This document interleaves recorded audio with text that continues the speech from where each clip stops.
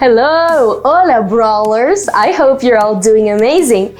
Is ready to share with you another awesome character from the Eternal Brawl game. But before, I want to ask you, have you checked out our video about the character Osiris, the Egyptian god of the dead? Now, if you haven't, you can check it out on this YouTube channel. I, your game host manager, told you all about him in a previous video. And I would actually recommend you to do that because the character that I am about to share with you today is actually related to Osiris. Yes, are you ready? Now, Brawlers, what if I told you that there could be two gods of the afterlife? A little confusing, right? I know, but it is true. Brawlers, today you're gonna meet another Egyptian god of the afterlife other than Osiris. Brawlers, it is ANUBIS.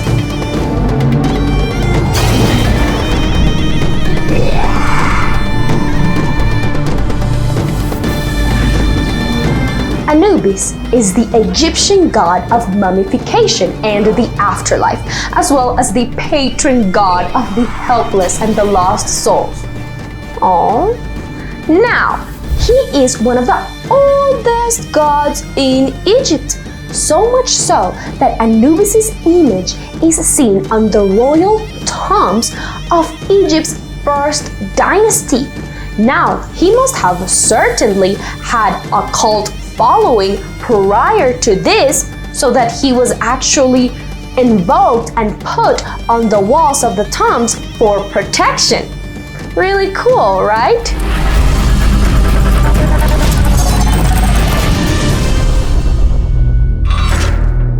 Brawlers now. So Anubis is thought to have been developed and come to life basically in response to wild dogs and jackals carving up and digging up newly buried corpses. Yes, and Egyptians thought that a powerful cannon was the best protection for these tombs and for these buried corpses against these wild cannons. Yes, Anubis. Anubis is depicted as a black cannon, a jackal-dog hybrid with pointed ears, or as a muscular man with the head of a jackal.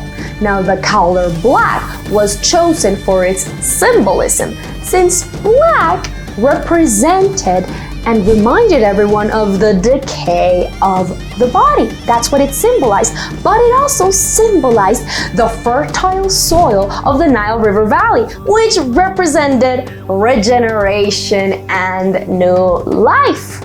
So this powerful black cannon came to be the protector of the dead and made sure that the dead received their due rights in burial and stood with them after death to assist them in resurrection. In earlier times, Anubis was considered the son of Ra and Hesat, but after his assimilation into the Osiris myth, he was considered to be the son of Osiris and his sister-in-law, Nephthys. You remember them from the Osiris video? If not, remember, you gotta go watch that. Now, he is usually depicted tending over the corpse of the king, or presiding mummification rituals and funerals, or standing next to Osiris or other gods in the weighing of the heart of the soul in the Hall of Truth in the afterlife. Now, he had a daughter named Kebet, who actually would bring cool water to the souls in the Hall of Truth. And she would also comfort the newly deceased. Sounds like someone I want to be friends with. I mean, I don't want to go to the afterlife and do these things and bring cool water to the souls of the dead, but she seems nice. So, the name Anubis is the Greek form of the Egyptian Anpu, which meant to decay, and this just signifies his early association with death. Now, Anubis had many epithets aside from the First of the Westerners and the Lord of the Sacred Land, which was just referring to the desert area where the necropolis was located, and these epithets were such as the dog who swallows millions. This just refers to his role as the god of the dead. And also, this one I really like, Master of Secrets. And this was because Anubis knew what happened after death, which is a question I think we all think about.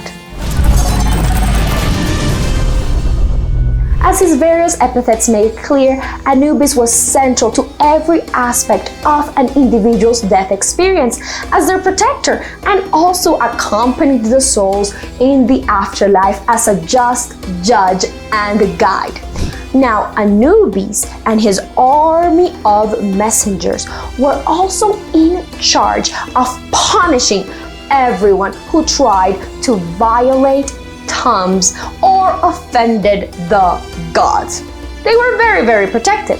And Anubis was especially concerned with those individuals that were trying to sow chaos. He tried to control the impulses of those who wanted to create a lot of disorder. In the early dynastic period and the Old Kingdom, Anubis was seen as the sole lord of the dead and the righteous judge of the souls.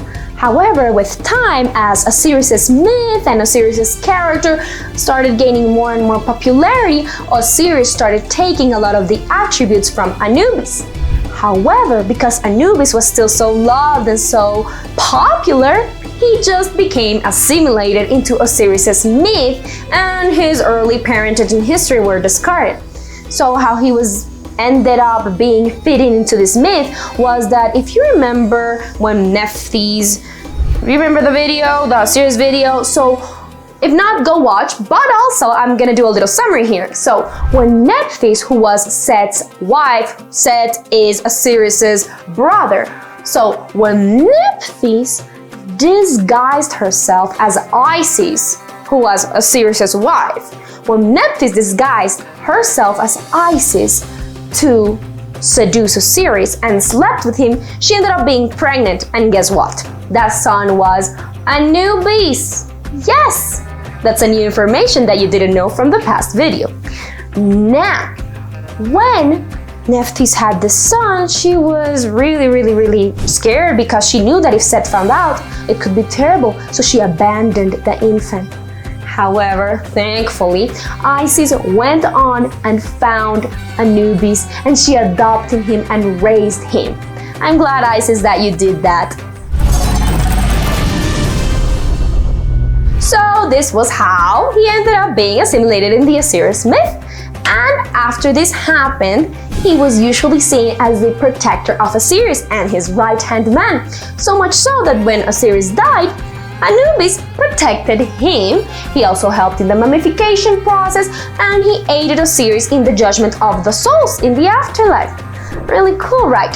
Now, Anubis was also regularly called upon for vengeance, especially when one was trying to enforce curses upon another person or defend yourself from other curses.